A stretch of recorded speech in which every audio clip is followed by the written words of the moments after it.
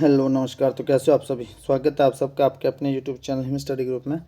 तो आज आपके लिए हम एक और मॉक टेस्ट जो वो लेके हाजिर है, जिसमें कि रहेगा आपका HPGK रहेगा और हिंदी ग्रामर रहेगा। HPGK और हिंदी ग्रामर का ये मिक्स मॉक टेस्ट रहेगा। तो जैसा कि आपको पता है कि हर रोज़ वीडियो जो आपके लिए अपलोड होती है शाम को 7:30 बजे, तो अपने टाइम से वीडियो को वॉच आउट कर लेना। और आप हमारे टेलीग्राम चैनल से भी जुड़ सकते हैं, जिसका लिंक जो डिस्क्रिप्शन बॉक्स में दे रखे हैं। बाकी जो मिक्स मॉक टेस्ट है, जिसमें कि आपका HPGK है, हिंदी ग्रामर है, इंग्लिश ग्रामर है, मैथ का मॉक टेस्ट है, ये सारे जो आपके mock test mix mock test हैं उसकी प्लेलिस्ट बना दी गई है। ठीक है, इसकी प्लेलिस्ट HP पटवारी और पुलिस एग्ज़ाम 2025 के नाम से आपकी इसकी प्लेलिस्ट बना दी गई है। तो प्लेलिस्ट में जाके आप इन सभी वीडियो को सीक्वेंस वाइज जो वो देख सकते हैं। ठीक है, HP पटवारी और पुलिस एग्ज़ाम 2025 के नाम से प्लेलिस्ट है, जिसमें कि आपके मिक्स मॉक टेस्ट अपलोडेड है। वहाँ पे जाके अपने सारी वीडियो को ईजिली देख सकते हो। बाकी आप जिस भी कॉम्पिटिटिव एग्ज़ाम की तैयारी कर रहे हैं, चाहे वह HP पुलिस का एग्ज़ाम हो, HP पटवारी का, या अदर कॉम्पिटिटिव एग्ज़ाम जिसमें आपका HPGK और हिंदी ग्रामर पूछा जाता है, उन सब के लिए जो मॉक टेस्ट है ये मोस्ट इंपॉर्टेंट रहने वाले हैं। तो चलिए स्टार्ट करते हैं आज का फर्स्ट क्वेश्चन। तो फर्स्ट क्वेश्चन है कि दशहर झील कहाँ पर स्थित है। तो दशहर झील कुल्लू में स्थित है, मंडी में, सिरमौर में या शिमला में। तो आपको एक बात बता दूं मैं कि दशहर और भृगु झीलें, ये दोनों झीलें जो आपके हिमाचल प्रदेश के कुल्लू डिस्ट्रिक्ट में जो ये स्थित हैं। अब दशहर हो गई और भृगु, ये दोनों झीलें जो कहाँ हैं, कुल्लू डिस्ट्रिक्ट में स्थित है आपकी। तो कुल्लू में जो आपकी दो झीलें ये हो गई। बाकी कुल्लू का आपको और भी पता होना चाहिए। ठीक है, कुल्लू के पास रोहतांग दर्रा है ना, कुल्लू के पास रोहतांग दर्रे से आपकी कौन सी नदी निकलती है, ब्यास नदी। जब आप क्वेश्चन पढ़ते हो तो आपके उसके साथ रिलेट करके सारा देख लेना आपने। ब्यास नदी निकलती है, तो ब्यास नदी का आपको वैदिक नाम भी पता होना चाहिए। ब्यास नदी का जो वैदिक नाम है वो है अर्जकिया। ठीक है, व्यास नदी का वैदिक नाम है अर्जकिया और संस्कृत नाम है विपाशा। ठीक है, ये आपको पता होना चाहिए ब्यास नदी के बारे में, इतनी सी इंफॉर्मेशन। बाकी दशहर और भृगु झीलें आपके कुल्लू ज़िले में आपकी स्थित है।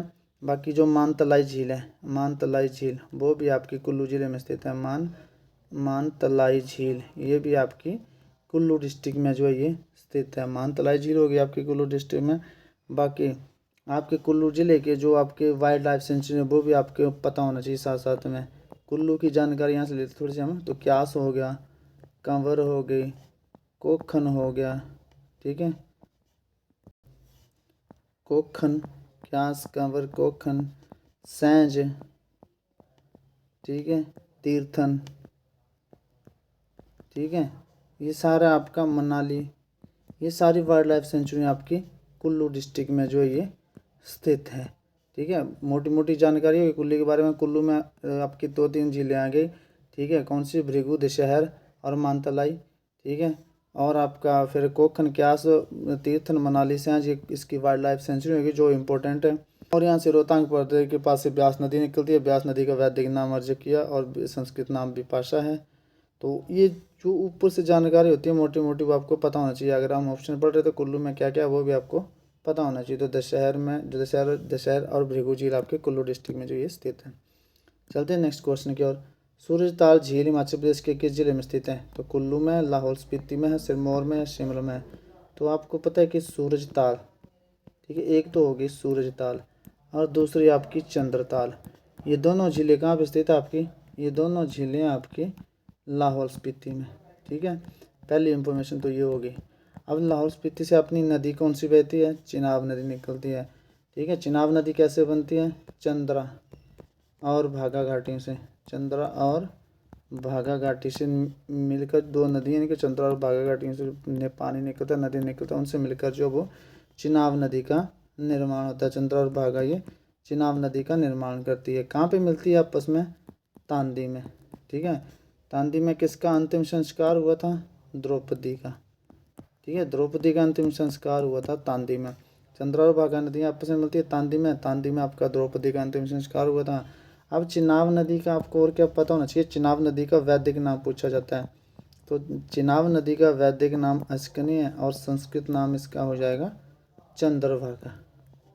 ठीक है, तो ये जो इम्पोर्टेंट आपको मोटी मोटी इन्फॉर्मेशन है ये साथ में मैं देता रहा करूँगा। तो ये इतनी सी इन्फॉर्मेशन होगी, बाकी और बहुत सारा इसमें वो देखेंगे हम आगे जैसे जैसे आपके क्वेश्चन बनते जाएंगे उसमें, ठीक है। तो सूरजताल झील हिमाचल प्रदेश के किस जिले में स्थित है? ये लाहौल स्पीति में स्थित है। तो चलते हैं नेक्स्ट क्वेश्चन की ओर। नेक्स्ट क्वेश्चन है कि सरवालसर और भृगु जिले हिमाचल प्रदेश के किस जिले में स्थित है? सिरमौर में, किन्नौर में, कुल्लू में या मंडी में? तो ये कुल्लू में स्थित है। भृगु आ गई तो सरवालसर और भृगु आपकी कुल्लू डिस्ट्रिक्ट में जो ये स्थित है। चलते हैं नेक्स्ट क्वेश्चन की ओर। करेरी झील हिमाचल प्रदेश के किस जिले में स्थित है? ठीक है, तो सिरमौर में है, किन्नौर में है, कुल्लू में है, कांगड़ा में। तो आपको ध्यान देना है कि एक करेरी झील हो गई आपकी, ठीक है, एक हो गई आपकी डल झील हो गई, ठीक है, एक हो गया आपका पौंग बांध। पौंग बांध को हम महाराणा प्रताप सागर झील भी बोलते हैं, ठीक है, महाराणा प्रताप सागर झील भी बोलते हैं हम पौंग बांध को, ठीक है। तो ये तीन जो आपके हिमाचल प्रदेश के कांगड़ा डिस्ट्रिक्ट में स्थित है। अब कांगड़ा में इम्पोर्टेंट क्या आपके लिए? शोभा सिंह आर्ट गैलरी। शोभा सिंह आर्ट गैलरी ये कहाँ पे स्थित है? शोभा सिंह आर्ट गैलरी ये भी आपके कांगड़ा में स्थित है। और कांगड़ा में कहाँ पर? अंदरेटा में, ठीक है, अंदरेटा में। और कांगड़ा के टेम्पल ब्रजेश्वरी मंदिर हो गया आपका इम्पोर्टेंट, ब्रजेश्वरी मंदिर हो गया, बैजनाथ मंदिर हो गया, ठीक है, चामुंडा मंदिर हो गया, ज्वाला जी मंदिर हो गया, ठीक है। तो ये इम्पोर्टेंट जो आपके कुणाल पथरी मंदिर हो गया, ये सारे आपके कांगड़ा के थोड़ी ऊपर ऊपर से इंफॉर्मेशन जो आपको ये पता होनी चाहिए। चलते हैं नेक्स्ट क्वेश्चन की ओर।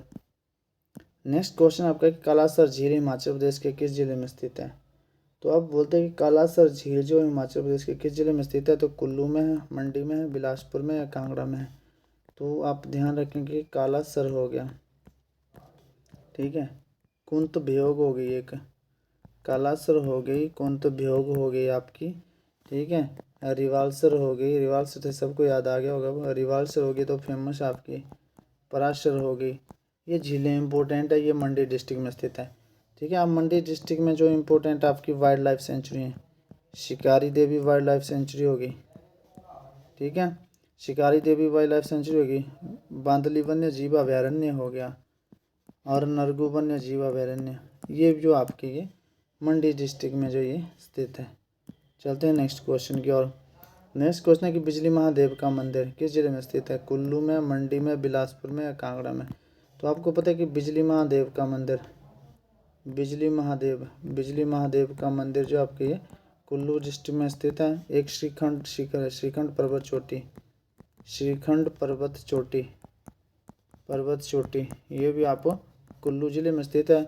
और कुल्लू का जो दशहरा है, कुल्लू का दशहरा फेमस है ये अंतर्राष्ट्रीय स्तर पर, ठीक है, दशहरा, कुल्लू का दशहरा जो है अंतर्राष्ट्रीय स्तर पर मनाया जाने वाला ये मेला है एक। तो चलते हैं नेक्स्ट क्वेश्चन की ओर। नेक्स्ट क्वेश्चन आपका कि कथड़ी किस जिले का एक प्रसिद्ध लोक नृत्य है? कथड़ी तो ये मंडी का है, कुल्लू का है, चंबा का है या फिर बिलासपुर का है? तो कथड़ी जो 21 जिले का एक फेमस लोक नृत्य है तो ये आपका कुल्लू का, तो कथड़ी भी आपका एक कुल्लू का फेमस लोक नृत्य है। चलते हैं नेक्स्ट क्वेश्चन की ओर। नेक्स्ट क्वेश्चन है कि कराली झील हिमाचल प्रदेश के किस जिले में स्थित है? अब आगे आपकी कराली, एक है कराली झील, ठीक है, और एक है करेरी झील। तो कराली झील जो है ये हिमाचल प्रदेश के शिमला डिस्ट्रिक्ट में स्थित है, ठीक है, और करेरी झील जो है आपके कांगड़ा डिस्ट्रिक्ट में स्थित है। अब शिमला में जाखू टेम्पल, जाखू मंदिर शिमला में स्थित है ये भी, ठीक है, वाटर कैचमेंट पार्क भी आपका शिमला में स्थित है। तो कराली झील और करेरी झील में अपना डिफरेंस समझ लेना, करेरी आई तो कांगड़ा, कराली आई तो शिमला। चलते हैं नेक्स्ट क्वेश्चन की और। नेक्स्ट क्वेश्चन है कि बड़ा कंडा चोटी हिमाचल प्रदेश के किस जिले में स्थित है? तो चंबा में है ये, बिलासपुर में है, कुल्लू में है, शिमला में है। तो एक हो गई आपकी बड़ा कंडा चोटी, ठीक है, एक हो गई आपकी बड़ा कंडा चोटी, एक हो गया आपका नरसिंह टिब्बा, ये दोनों आपकी चंबा डिस्ट्रिक्ट में जो ये स्थित है। चंबा का फेमस क्या है? मिंजर का मेला। मिंजर का मेला चंबा का फेमस है। ठीक है। अब यहाँ के वाइल्ड लाइफ सेंचुरी कौन कौन सी है? टुंडा हो गई सबसे फेमस, ठीक है, टुंडा हो गई आपकी सबसे फेमस, ठीक है, और खजियार हो गया। तो ये आपके जो वाइल्ड लाइफ सेंचुरी आप पढ़ लेना, जो जो इम्पोर्टेंट है, टुंडा, खजियार, 2-3 और है, वो सारी आपने देख लेनी है। ठीक है। तो चंबा से आपकी कौन सी नदी बहती है? आपको पता है कि चंबा से हमारी रावी नदी बहती है, लेकिन रावी नदी का उद्गम स्थान कौन सा जिला है? कांगड़ा है। कांगड़ा में कहाँ से निकलती है? बड़ा भंगाल से। ठीक है। तो चंबा से बहती है अपनी रावी नदी। चलते हैं नेक्स्ट क्वेश्चन की ओर। नेक्स्ट क्वेश्चन है कि मलाना के पूज्य देवता का नाम क्या है? तो मार्कंडे है, जामलू है, बासुकी है, इंद्रदेव। तो मलाना का पूज्य देवता जो वो जामलू है, और जो मलाना है, मलाना में विश्व का सबसे प्राचीनतम लोकतंत्र स्थित है। ठीक है। विश्व का सबसे प्राचीनतम लोकतंत्र, विश्व का सबसे प्राचीनतम लोकतंत्र जो वो कहाँ का है? मलाना का है। ठीक है। तो चलते हैं नेक्स्ट क्वेश्चन की ओर। नेक्स्ट क्वेश्चन है कि भीड़ शब्द में कौन सी संज्ञा है? अब आपका हिंदी ग्रामर का सेक्शन है, यहाँ से हिंदी ग्रामर देखेंगे हम। तो व्यक्तिवाचक है, जातिवाचक है, द्रव्यवाचक है, समूहवाचक है। ठीक है। भीड़, अब देखो भीड़ किसी व्यक्ति का तो नाम है नहीं, कोई जाति भी नहीं है, ठीक, कोई द्रव्य भी नहीं है। भीड़ क्या है? भीड़ जो आपका ये कलेक्टिव नाउन है, समूहवाचक से समूहवाचक संज्ञा है आपकी भीड़। ठीक है। तो भीड़ में समूहवाचक संज्ञा हो जाएगी। चलते हैं नेक्स्ट क्वेश्चन की ओर। नेक्स्ट क्वेश्चन है कि दिवाली में कौन सी संज्ञा है? अच्छा, यहाँ पे मैं एक लिखता हूँ, दिवाली संज्ञा बतानी अपने व्यक्तिवाचक है, जातिवाचक है, द्रव्यवाचक है, समूहवाचक है। और यहाँ पे लिखता हूँ मैं त्यौहार। ठीक है। त्यौहार ही पूछा जाता है कि त्यौहार में कौन सी संज्ञा है। तो दिवाली, दिवाली क्या है? किसी त्यौहार का नाम है ना। तो जब नाम आ जाए तो वहाँ पे जो संज्ञा हो जाती है आपकी व्यक्तिवाचक, यहाँ पे व्यक्तिवाचक संज्ञा हो जाती है। जब त्यौहार का नाम आ जाए तो व्यक्तिवाचक संज्ञा, और त्यौहार आ जाए तो कौन सी होगी? ठीक है। तो आप जब त्यौहार आ जाए तो वो इसमें कौन सी संज्ञा होगी त्यौहार में, ये आप मुझे कमेंट सेक्शन में कमेंट करके बताएंगे। ठीक है। आपके लिए ये ऑप्शन है, आप इसको कमेंट सेक्शन में कमेंट करके बताएंगे कि त्यौहार में कौन सी संज्ञा, दिवाली में व्यक्तिवाचक, तो त्यौहार में कौन सी संज्ञा होगी। तो ये आप मुझे कमेंट सेक्शन में कमेंट करके बताएंगे कि त्यौहार में कौन सी संज्ञा है। दिवाली में संज्ञा आपकी व्यक्तिवाचक। चलते हैं नेक्स्ट क्वेश्चन की। बुढ़ापा में कौन सी संज्ञा है? जातिवाचक है, किसी की जाति बता रहा है, भाववाचक है, व्यक्तिवाचक है, द्रव्यवाचक है। तो बुढ़ापा क्या है? एक महसूस किया जाता है, मतलब, ठीक है, बुढ़ापा जो है ये देखा जाता है, एक भाव है बुढ़ापा। ठीक है। तो ये भाववाचक संज्ञा है। चलते हैं नेक्स्ट क्वेश्चन की ओर। निम्नलिखित में से किस में व्यक्तिवाचक संज्ञा? निम्नलिखित में से किस में व्यक्तिवाचक संज्ञा? इनमें से आपके पास ऑप्शन दे रखे हैं और पूछा गया कि किन में से एक में व्यक्तिवाचक संज्ञा। अच्छा, यमुना, यमुना क्या है? नदी है या नदी का नाम है? ये नदी का नाम है। तो यमुना में संज्ञा हो जाएगी आपकी व्यक्तिवाचक। ठीक है। गाय, गाय तो बहुत सारी होती है, नील गाय होती है, एक गाय की एक बहुत सारी आपकी वैरायटी होती है। तो गाय में आपकी जाति आ जाए। अब गाय कौन सी है? देसी गाय। ठीक है। कोई भी होती है, गाय की वैरायटी होती है, बहुत सारी नील गाय हो जाती है। तो ये जो होती है आपकी जाति को बताती है, जातिवाचक संज्ञा। आम, आम भी जाति को बताते हैं, क्योंकि आम भी कई प्रकार के होते हैं। ठीक है। बम्बई आम होते हैं, अपने यहाँ लोकल देसी आम भी होते हैं। तो नाम होते हैं जिन चीज़ों के नाम, अब आम है, आम बहुत टाइप के होते हैं, तो उनके नाम अलग अलग होते हैं, तो वो भी आपकी जाति आ जाएगी। अच्छा, पहाड़, पहाड़ एक नहीं, दुनिया में पहाड़ भी बहुत सारे हैं दुनिया में। ठीक है। तो पहाड़ भी क्या हो जाएगा? व्यक्तिवाचक, आपका जातिवाचक संज्ञा हो जाएगा। ठीक है। लेकिन ये जो व्यक्तिवाचक संज्ञा, यमुना जो है ये नदी का नाम है, तो ये आपकी व्यक्तिवाचक संज्ञा आ जाएगी। चलते हैं नेक्स्ट क्वेश्चन की ओर। वनवास में कौन सी संज्ञा? अब आपने बताना कि वनवास, वनवास, तो वनवास का जब शब्द विग्रह करेंगे तो ये बनेगा वन में वास करने वाले, वन में वास करने वाले, वन में रहने वाले, वन में वास करने वाले। ठीक है। तो वन में वन, तो इसमें कोई विशेषता बता रहा है? नहीं। या इसमें कोई दोनों पद प्रधान है, या योजक चिन्ह से जुड़े हैं? नहीं। या किसी और की तरफ इशारा कर रहे हैं? नहीं। तो ये कुछ नहीं, आपका बहुब्रीहि समासम नहीं है, द्वंद्व नहीं, कर्मधारय नहीं, ये तत्पुरुष समास है। कैसे? यहाँ पे कारक विभक्ति आ रही है, कारक विभक्ति आ रही है यहाँ पे। ठीक है।